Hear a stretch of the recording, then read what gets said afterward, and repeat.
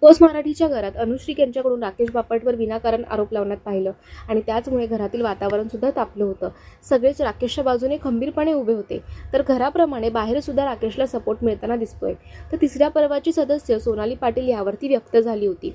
सोनाली म्हणते, आजचा एपिसोड पाहून खरंच खूप वाईट वाटलं. पुढे ती म्हणते, अनुश्रीला राकेशने हात लावून उठवलं, हा मुद्दा तेव्हाच तिने का नाही उचलला. नंतर जेव्हा त्या गोष्टीचा त्यांना मुद्दा करावासा वाटला तेव्हा चौकामध्ये बसून त्या 150 पोरींपैकी एका पोरीने तो विषय काढला. तर सोनालीने तिच्या पर्वाची सुद्धा आठवण करून दिली.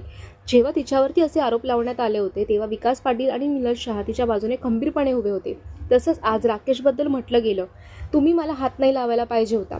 जर तुम्ही इतके काचके गुढी आहात तर घरीच बसा, असंही सोनाली म्हणाली.